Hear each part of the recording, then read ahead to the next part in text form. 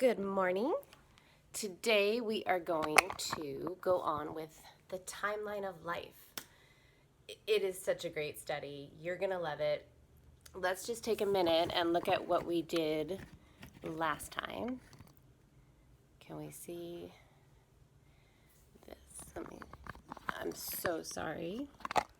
I'm very new to recording. Okay, can we see here? Yes, I can see here. Okay, so we made our clock of eras. Here's my clock of eras. And I was thinking, of course, my materials are at school, so I'm kind of making things up as I go. But in our clock of eras, we showed some different periods of time, different eras.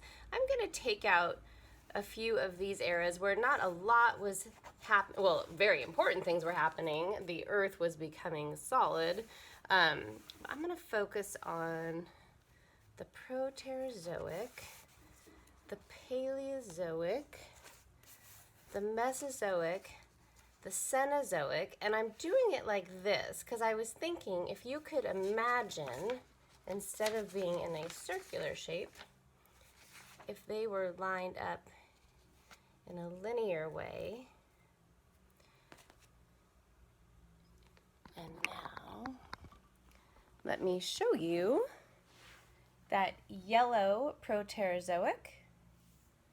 Here we have it right here on our line. And our blue Paleozoic, and now, excuse me, we're in my living room because this doesn't fit in my study. And then we move on to our Mesozoic and our Cenozoic. So I just wanted you to be able to see the length of this grandiose timeline that we're going to be working on. I'm really struggling with camera here, sorry.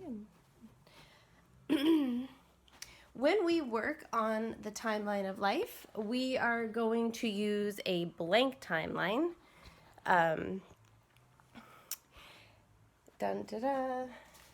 But today, I wanted to show you what it's going to look like in its entirety. And so let's just take a moment to review what was happening. We are going to learn about the Proterozoic. Of course, that's when the cyanobacteria worked with the sun to produce an oxygen-rich atmosphere, and the foraminiferans cleaned the oceans of the deadly salts. After all this preparation, life exploded into the next era, and we'll just take a quick walk down to see. We're going to talk in-depthly about each time period, but giving you just a little bit of a sneak peek.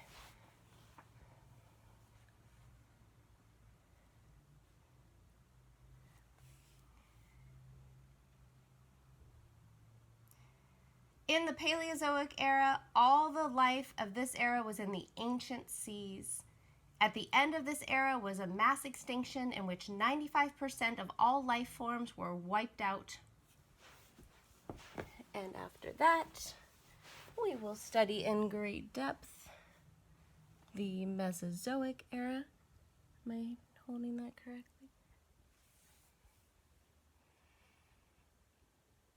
Life developed in very different conditions from the Paleozoic. There was more land and less sea, so animal and plant species developed that could live without being surrounded by water. This was the time when giant reptiles ruled the earth. And then we will come down to, excuse me, keep my day job, to the Cenozoic. This is the last era on our Earth. It began 65 million years ago, but is the era in which we live.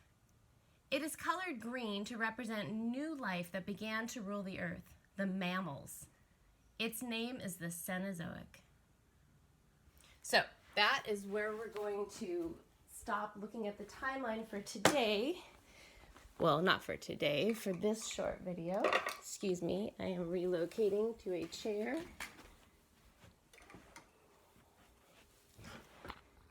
Hi, welcome to my home. How's this?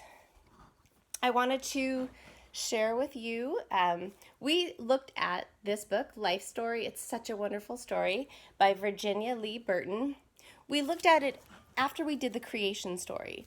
So if you want to go back and watch our video of the creation story, I think that's a great idea just to remind yourself.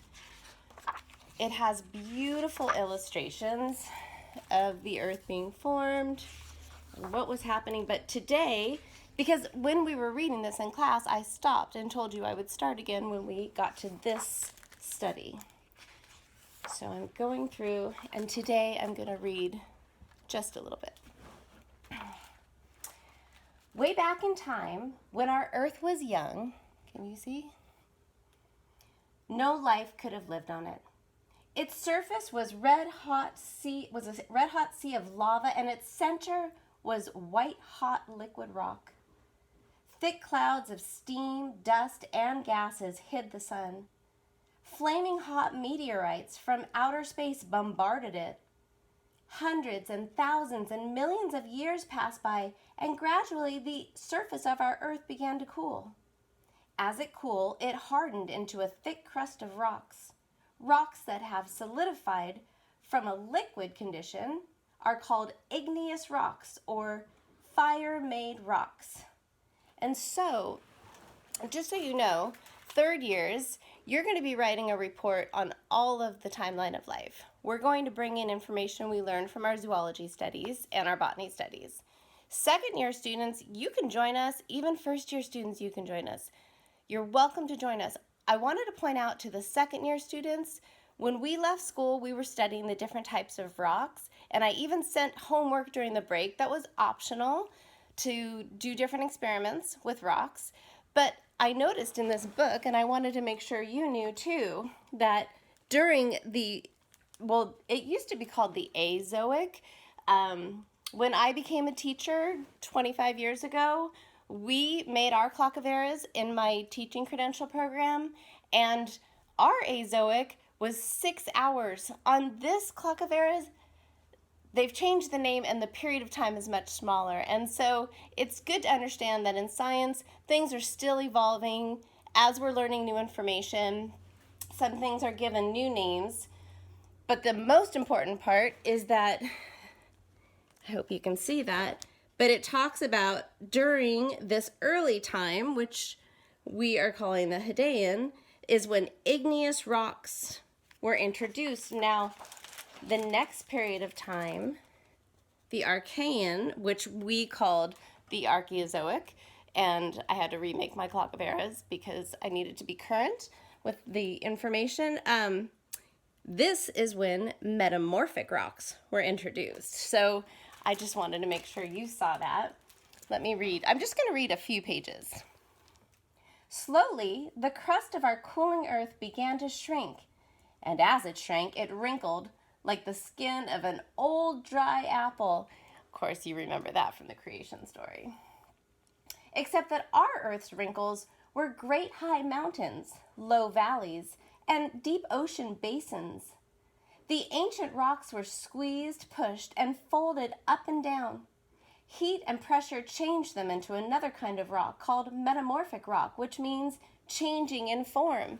And we were talking about the word metamorphosis, and we were talking about butterflies and frogs. And now rocks, metamorphic, changing in form. Thick, dense clouds of steam still hid the sun. Life may have been present at this time, but there is no record of it. And we're going to stop after this page, and then I'm going to go back into my study, and we're going to break it down into smaller pieces, introducing sedimentary rocks. The clouds opened, rain poured down in torrents on the now cooled surface of the earth, filling the ocean basins and wearing down the mountains. Rivers and streams carried little particles of rocks down and deposited them in layers on the floors of the ocean. In time, these layers of sand, gravel, and clay hardened into rock called sedimentary rock. It is believed that life was present at this time, but there is little, if any, record of it. I will see you in a few minutes, and we will begin, we will begin the rest of our study.